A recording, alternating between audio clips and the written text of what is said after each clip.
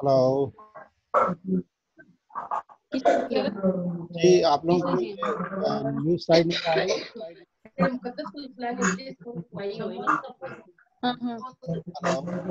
आधी मैंने मेरा देना सी 1000 रुपया कहती तू मेरे को सिलाई करा ले मैं पहले एक करा के रखा मेरा पैसा मार मैं चला सिलाई करा लो और मैं कराया 3 दफा गला बनाया सुजी गला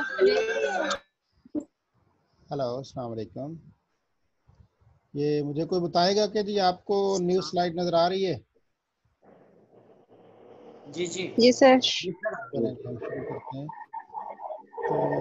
तो ईद तो गुजर गई है, तो अब ये सिलाई कढ़ाई वाली बातें अभी भी चल रही हैं? अच्छा जी, मैंने कहा था कि बड़ा धुआंधार काम हमने करना है। आपकी जो कोर्स आउटलाइन में एक चीज थी ना जी, उसमें आपसे बात करती हूँ। हम जानते हैं मैंने कितनी दोस्त की जानता मैं के लिए उन्होंने प्रेमा यही कहती थी ना यार इस फैसलों से कि मैं हर बात मानती थी लेकिन फिर मुझे जानते हैं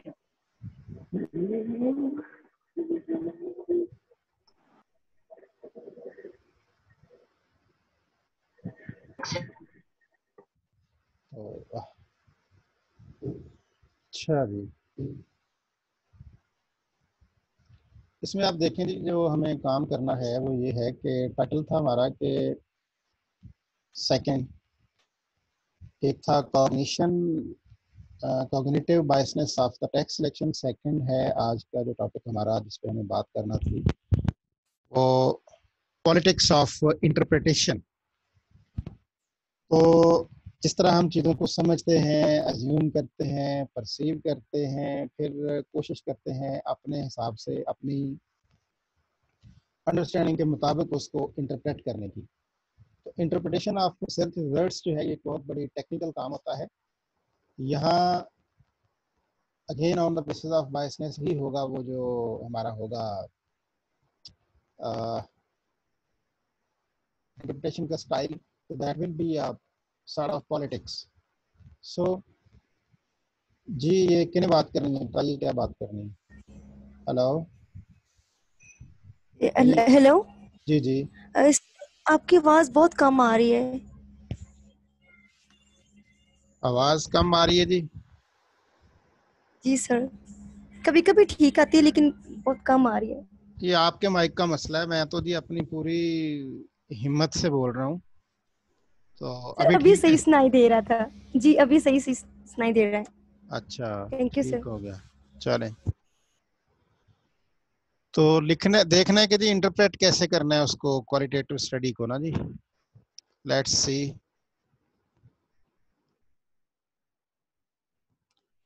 तो द की क्वेश्चंस जिनको हमें आज आंसर करना है वो हैं कि what are the rhetorical issues associated with writing a qualitative study.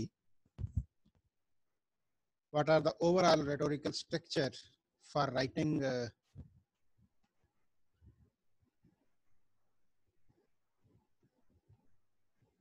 study within each of the 5 approaches of inquiry? You know, 5 approaches of inquiry mean जो 5 qualitative research की types हैं, जिसमें narrative research, grounded theory,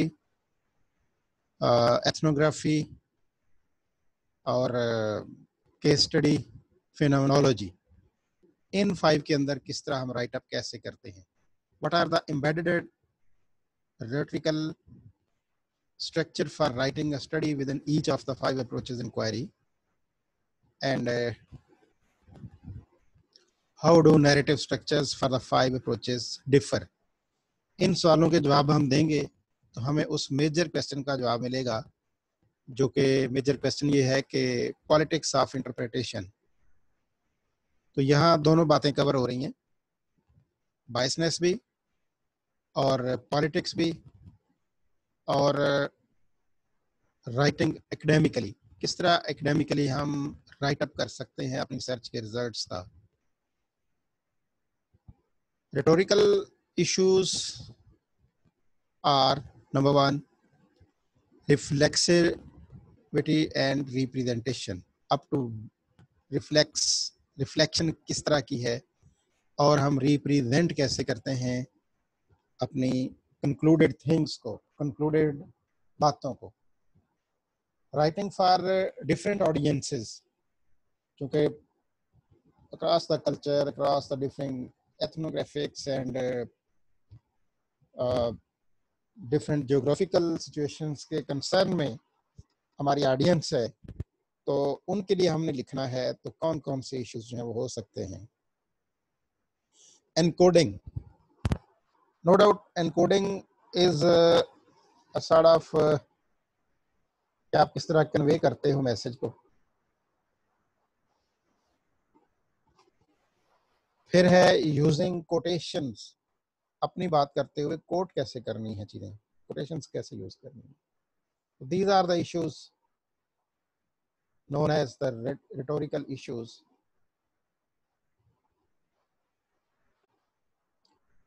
Let's discuss the first one, reflexivity and representation.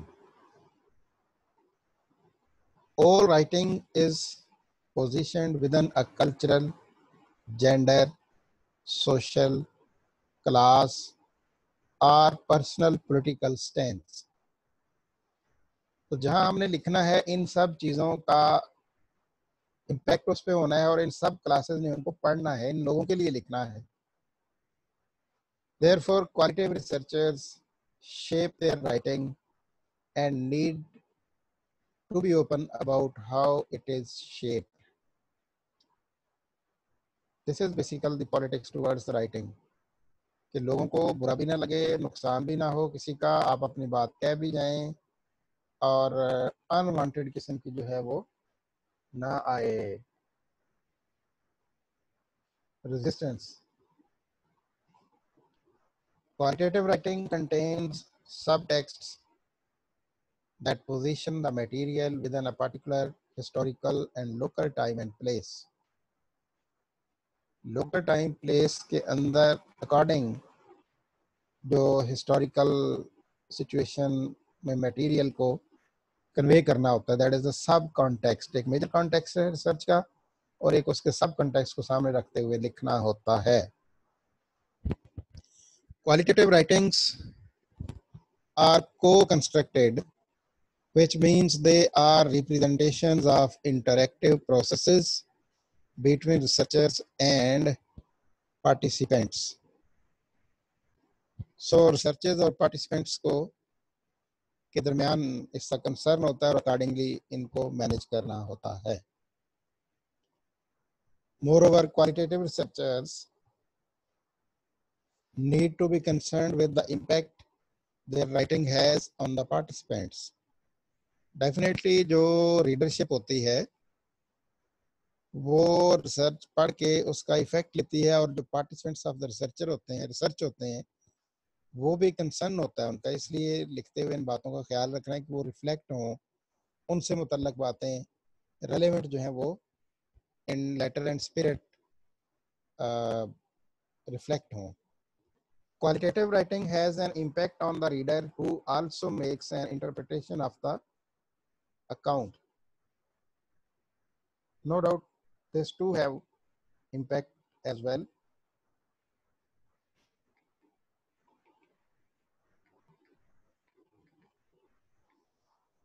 Qualitative researchers need to concern with how theories are constructed from their writing.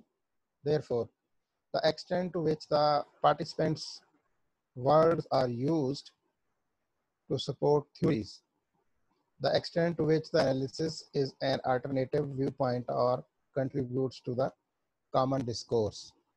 तो ये वो different बातें हैं जो क्वालिटेटिव रिसर्चर्स लिखते हुए अपनी रिसर्च के रिजल्ट्स को मद्देनजर रखते हैं, ताकि डिसेमिनेशन के वक्त उनकी रीडरशिप और जो उनके रिसर्च के पार्टिसिपेंट्स थे वो हर्ट ना हो, वो चीज़ों को परसीव करें in a better way. Second component जो था रिटोरिकल इश्यूज में से सेकंड इशू है राइटिंग फॉर ऑडियंस। पहला था पार्टिसिपेंट्स, वो लोग जो रिसर्च के अंदर शामिल थे। अब है रीडरशिप। तो देखते हैं इसके अंदर क्या चीज़ें हैं। Potential audiences are colleagues, policy makers, participants and the general public. तो इन लोगों को जो पोटेंशियल ऑडियंस हैं रिसर्च के, इनसे इनकी ज़रूरत के मुताबिक या इनमें डिसेमिनेट होनी होती है research. If your audience is a graduate committee, know how knowledgeable your committee members are about qualitative research. Graduate committee mean the committee of the professors that declare the acceptance of the things about the graduation. उनके सामने पेश होती है research और वो उसको approve करते हैं, पास करते हैं।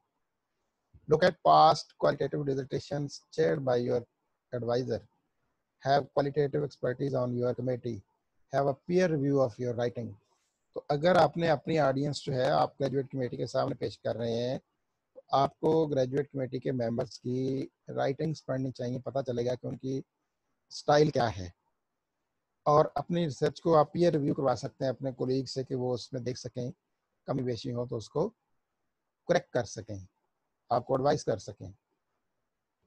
और अगर आप किसी जर्नल के लिए लिख रहे हैं, अगर आपकी ऑडियंस जो है वो जर्नल के पार्टिसिपेंट्स हैं या कॉन्फ्रेंस के पार्टिसिपेंट्स हैं, तो फिर ये देखें कि वो जर्नल की पब्लिकेशंस जो है उनका ट्रेंड क्या है, स्टाइल क्या है, किस तरह की रिसर्च वो पब्लिश करते हैं, ताकि आप उस तरह की यानी उस मेथोडोलॉजी को ऑप्ट करते हुए उनके सामने भेजें।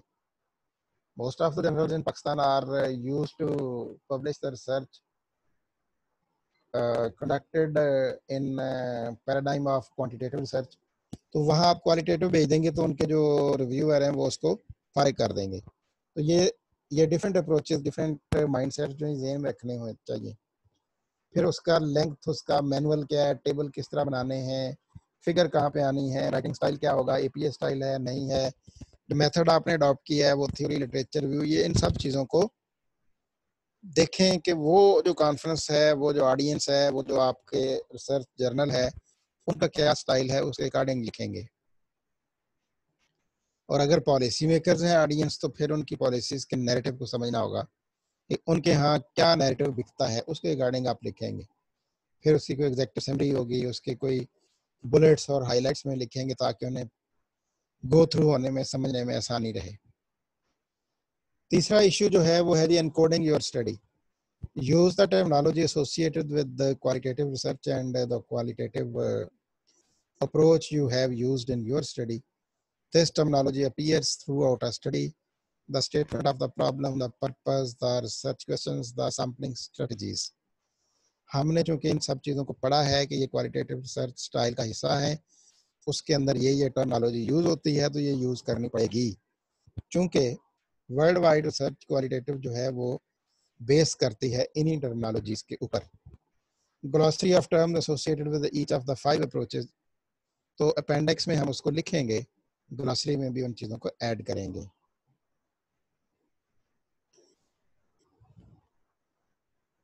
थर्ड इशू है कि यूज ऑफ कोट्स।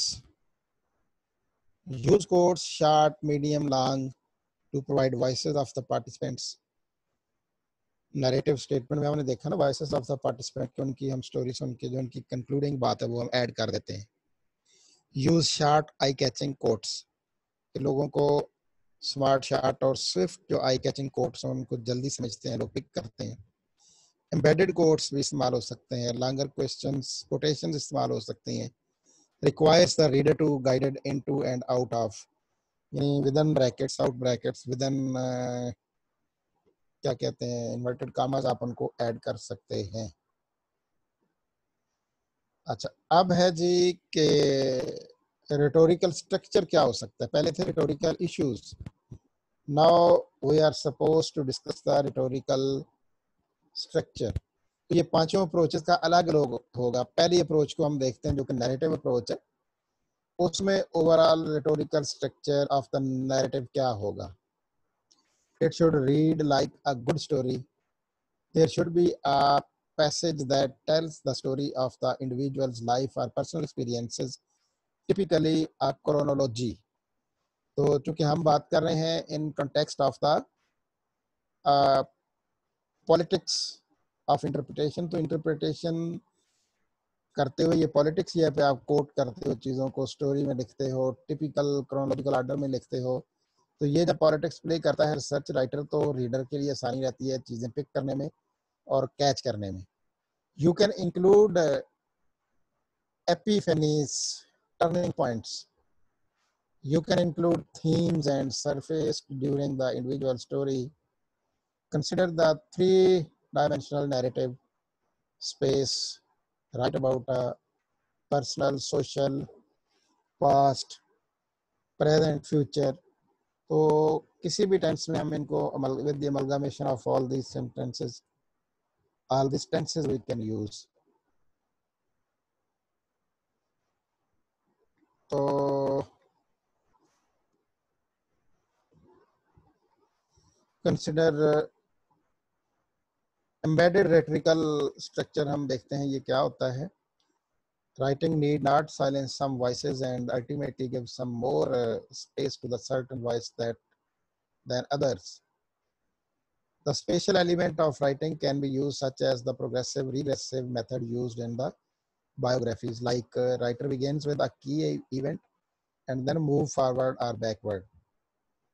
जिस तरह आप स्टोरी सुनाते हुए एक क्लाइमेक्स पे पहुंच के उधर रोकते हैं, कहते हैं अच्छा फिर दूसरी बात कवर करके फिर इस तरफ आते हैं, तो that is accordingly in story writing भी ऐसा ही किया जाता है.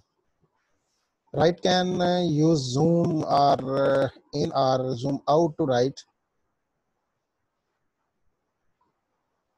a description that ranges from a narrow context to an entire site. The writing may emphasize a key event or epiphany, a major event that touches the fabric of the individual's life, cumulative representative that continue for some time. So likewise, you can go for some different experiences of writing. Themes can be reported in narrative writing and rhetorical devices such as transition and metaphors. Phenomenology, ये second approach है. इसमें हम देखते हैं कि इसका overall rhetorical structure क्या होता है.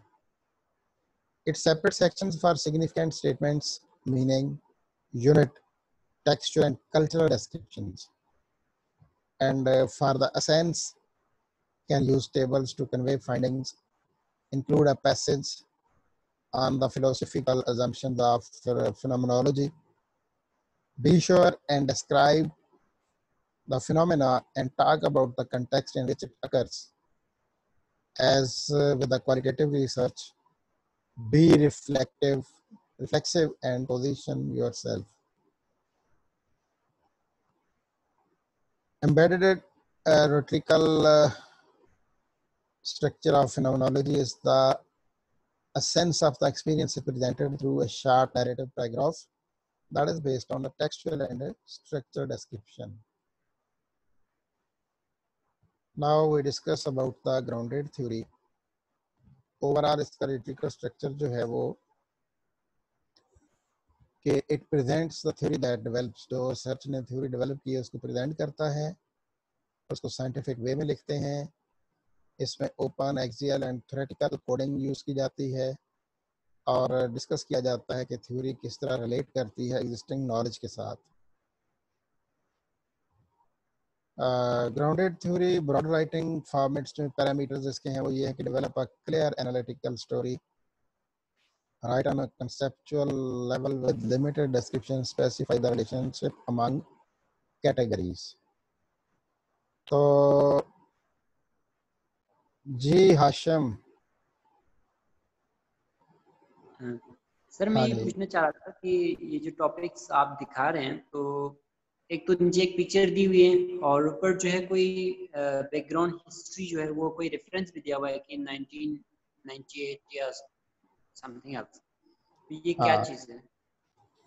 अच्छा, ये जो बुक मैंने आप लोगों को फॉरवर्ड की हुई है ना, क्रेसवेल की बुक, क्रेसवेल की बुक का ये टाइटल है. उसमें ये दो रिसर्चर हैं तो ये उनके हर स्लाइड पे है, इसलिए मैंने इसको एज इट ही रखा हुआ है. जो रेफरेंस है वो भी उन्हीं का ही है, क्रेसवेल का ही है. तो ये उसके चैप्टर्स को इसकी सॉफ्ट फॉर्म में बनाया हुआ है, तो स्लाइड्स ये वहाँ से मटेरियल उठा के ली हुई हैं। अगर इनको आप सुन लें, समझ लें और फिर बुक को पढ़ लें डिटेल में, तो एज इट है, ये उसकी डिटो कॉपी है बुक की बेसिकली। तो बुक्स तो बहुत सारी थी, तो मैंने एक इसलिए रखी कि आप फोकस्ड रहें और ज़्यादा आसानी से इसको समझ सकें। ठीक है सर। ये एक और माइक ऑन है किसी का, जू फशा गुल जी, आप कोई बात करना चाहते हैं? जू फशा, हेलो, ये माइक ऑन है जी किसी का। अब हम आते हैं एथनोग्राफी पे। इसका ओवरऑल स्ट्रक्चर हम देखते हैं, रेटिकल स्ट्रक्चर क्या है। Types ethnographic tales, stories. पर एक एथनोग्राफी में उसके कॉन्टेक्स्ट में बात करें तो उसकी डिफरेंट तरह की रियलिस्टिक टेल होगी, उसकी कन्फेक्शनल टेल होगी, इम्प्रेशनिस्टिक टेल हो सकती हैं, क्रिटिकल टेल हो सकती है। तो उन सारी स्टोरीज को इस फॉर्म में लिखना है। इस फॉर्म में जो आप स्टोरी लिखेंगे वो कंसर्न होगा उसके साथ। More over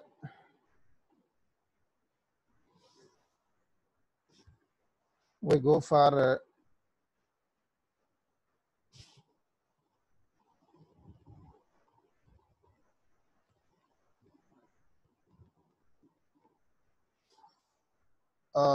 ethnographic overall ethical structure continue अगर हम करें तो टाइप्स ऑफ एथनोग्राफिक टेल्स, 3 तरह की टेल्स का टाइप हमने पीछे पढ़ी। आप देखते हैं formalist tales, literary tales and jointly told tales, जो मिल के लोग इकट्ठे बता रहे हैं कि ethnographers write like journalist and borrow fiction writing techniques from novelists. The study is jointly authored by field workers and informants that open up shared discursive narratives.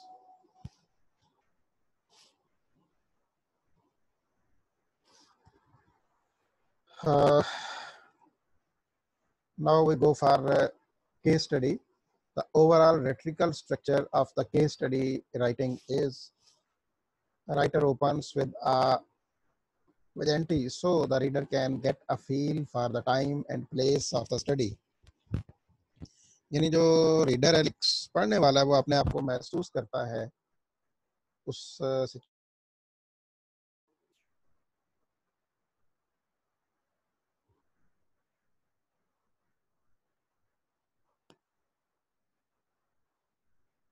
Okay. तो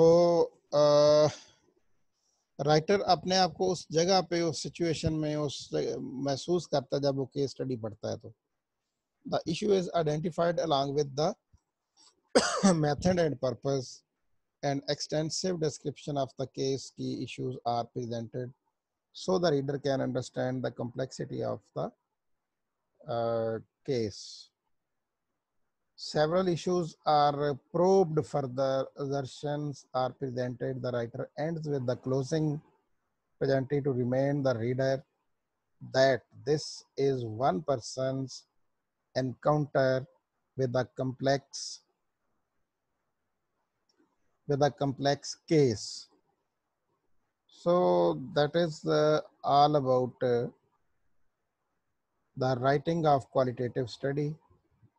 हमारे पास 8 मिनट्स हैं। आपने कोई इस पे डिस्कशन करनी है, कोई क्वेश्चन करना है, कोई बात करनी है, you are allowed to unmute your mic and you can talk, you can comment. ज़रूरी नहीं सवाल ही पूछें, आप अपना कमेंट भी दे सकते हो। कुछ होती है ना बंदे की अपनी अंडरस्टैंडिंग होती है और उसके मुताबिक उस पर कोई कमेंट कर सकते हैं। तो your comments are welcomed and you can participate to make people understand things easily. Over to you. Mean, over to class now. Hello.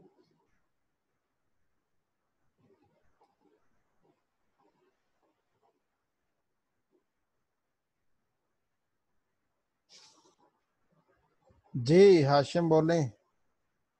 Ji sir, तो इसमें हमने जो क्वालिटेटिव स्टडी है इसके कुछ प्रॉब्लम्स और एलिमेंट्स डिस्कस किए। यस, हमने बेसिकली ये डिस्कस किया है कि पहले हमने देखे थे कि इसके इश्यूज क्या हैं, rhetorical issues of qualitative study writing के क्या हैं, कि राइटर कैसे कैसे लिखता है, उसको प्रॉब्लम्स क्या आती हैं, तो वो सामने हमने पहले लिख ली। अब जी हमने जी इसका स्ट्रक्चर डिस्कस किया है कि किस तरह का स्ट्रक्चर होता है, उसमें क्या चीज़ें वो लिखता है। तो एक्चुअली राइट। अगर आपको क्वेश्चन ये पूछा जाए कि what are the cognitive biases toward selection of the text, तो इस प्रेजेंटेशन का जो पहला हिस्सा है जिसमें रोटरिकल इश्यूज जो हमने डिस्कस किए हैं वो जवाब है उसका। मैं उस पर जा रहा हूँ स्लाइड पे, दिस वन, ठीक है। ये जी सर। उसकी कॉग्निशन के अकॉर्डिंग होते हैं। यहाँ पे वो बायसनेस अपनी कर सकता है जो नहीं करनी चाहिए, इसीलिए इसको इश्यूज कहा गया है। और अगर ये सवाल हो कि किस तरह वो टेक्स्ट यूज करते हुए अपनी रिसर्च की इंटरप्रिटेशन करता है, वो लफ्ज़ पॉलिटिक्स भी यूज कर सकते हैं, टेक्स्ट भी यूज कर सकते हैं। तो उसका जवाब यहाँ से शुरू होता है।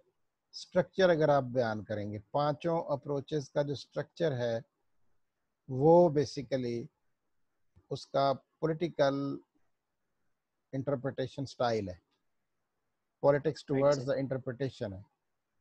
क्योंकि इस जो उसने आगे गाइडलाइन हमें बताई है स्ट्रक्चर में, इनको यूज करके वो अपनी बात कर रहा है ना। कहीं वो जी सहाफ़ी बन के बात कर रहा है, सहाफ़ियों से डाटा ले रहा है, नावलिस्ट से बातें कर रहा है, नावलिस्ट से डाटा ले रहा है।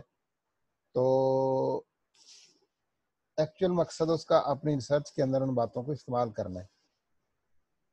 जैसा, तो ये कोड्स भी जो है वो स्ट्रक्चर का ही पार्ट है। Yes, codes, yes. Okay sir, thank you sir. Welcome welcome. ये नादिया शहबाज, आप अपना माइक भी ऑन करें, वीडियो भी ऑन करें। नादिया शहबाज।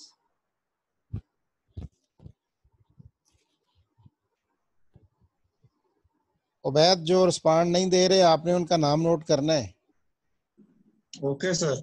हाँ, ये ना हो कि इधर ऑनलाइन हो के तो खुद कोई और काम कर रहे हो। ठीक है sir. I repeat, Nadia Shahbaz, you are requested on your mic and video. Okay. Here is Khalid. Khalid, roll number 048.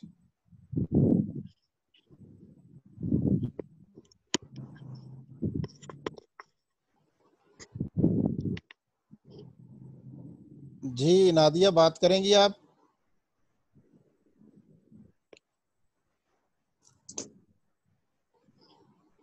Okay Khalid, आप बात करें। नहीं हो रहे आप। No question sir. ओके, और ये जो आपकी नो पिक्चर शो हो रही है, ये आपकी अपनी है ना? Yes sir. ठीक हो गया, देख ले। It's okay. अच्छा, एक और हमारे पास यहाँ हैं जी, कौन है? आकिब इजाज, आपने बात करनी है कोई? जी यस सर। जी करें।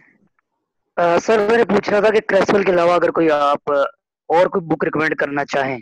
फ्रैंकल। कोई फ्रैंकल। फ्रैंकल, एक मिनट सर प्लीज। FRANKLE। सी भी कहीं आना, आप लिखेंगे ना फ्रैंकल ऑन रिसर्च तो आ जाएगी बुक उसके सामने। Okay sir. फिर उसके अलावा जो सबसे आसान और मशहूर ज़माना है वो है LR गे। LR गे, GAY। GAY। Okay sir. Sir शायद मैंने पढ़ी हुई है एमए इकोनॉमिक्स में, रिसर्च में। हाँ पढ़ी होगी, ये बहुत ज्यादा पढ़ाई जाती है। LR गे, हाँ ठीक हो गया सर। ओके ठीक है sir, thank you. Mahmood Hasan आप। अस्सलाम वालेकुम सर। वालेकुम अस्सलाम। सर मेरा क्वेश्चन ये है कि कुछ स्टूडेंट्स जो हैं थर्ड या फोर्थ सेमेस्टर में आके एक तो रिसर्च वर्क करते हैं, हाँ। और कुछ जो है वो उसको थीसिस के अलावा जो है दूसरा कोर्स वर्क जो है अडॉप्ट कर लेते हैं। हाँ। तो सर इसमें किस तरह की स्ट्रेटेजी हो कि आप आगे पीएचडी के लिए जो है किस तरह की आपको अप्रोच रखनी चाहिए अभी से? अच्छा जी, जिसने तो पीएचडी करनी है ना वो लिख ले कि हर सूरत रिसर्च करनी है। Yes sir. MPhil without research जो है ना वो ऐसे ही है कि आप किया किराए पे पानी फेर दें। Yes sir. मैं सबको कहूँगा नहीं भी पीएचडी करनी तो रिसर्च जरूर करें। बात यह है कि जब आप कहीं बैठेंगे, आप बात करेंगे तो लोगों को पता चलेगा कि ये रिसर्चर है। सिर्फ यही तो नहीं है ना कि आप कहीं जॉब कर रहे हैं और 5,000 रुपया वो अनाउंस लगना है, उसके लिए आप बस कोर्स वर्क करके फारिग हो जाएं। कोर्स वर्क में आप बातें सुनते हैं हमारी और बड़ी अच्छी लगती हैं जनाब, क्योंकि हम भी मिर्च मसाला लगा के हमसे मुराद साथ बहुत सारी बातें करते रहते हैं और बड़ा अच्छा लगता है। उसमें रिसर्च में आपने प्रैक्टिकली कुछ करना है और आपने खुद कुछ ऐड करना है जिसका एक अपना ही मुकाम है। यानी अगर सिलेक्शन बोर्ड कहीं हो रहा है और आप कैंडिडेट हैं और एक और कोई कैंडिडेट है और एक कैंडिडेट ने थीसिस किया, रिसर्च की, एक ने नहीं की, जिसने नहीं की उसको अगले इंटरव्यू में बात ही नहीं पूछते, उसे कहते हैं अच्छा ठीक है आप साइड पे हो जाएं। यस। मैं तो रिकमेंड करूंगा कि हर बंदा रिसर्च करे। सर उसमें ऐसा है कि फिर इसको किस तरह से अप्रोच किस तरह रखनी चाहिए अपनी स्टडी पॉइंट ऑफ व्यू से? हाँ, इस तरह है ना कि ये जो बातें हम रोजाना करते हैं इनको एक तो बहुत गौर से सुने और याद रखें। दूसरा ये है कि अभी से अपना माइंड मैपिंग करें कि आपने कौन सा फील्ड या कौन सा एरिया आपको ठीक लगता है, जिसमें आपकी इंटरेस्ट है, उस पे अभी से कोई बातें करनी शुरू कर दें। उसका इंट्रोडक्शन बनाना, उसके वेरिएबल पे बातें करना, उसके रिसर्च क्वेश्चन बनाना।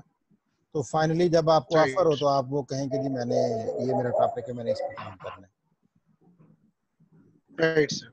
हाँ, तो इस सारे काम के लिए वो नहीं भूलनी, वो जो मैंने बताई हुई है आप लोगों को रिसर्च प्रपोजल। यस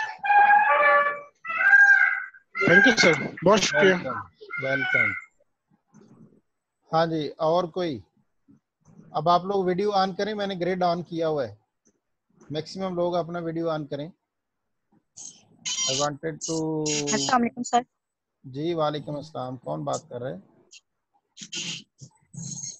सर समैया अयूब। जी समैया अयूब। सर रिसर्च प्रपोजल में ये जो अभी हमने पहले भी बड़ा टॉपिक, ये जो लास्ट वाला टॉपिक था डिस्कशन या फिर कंक्लूजन, और आपका जो है ना माइक आपका साथ नहीं दे रहा।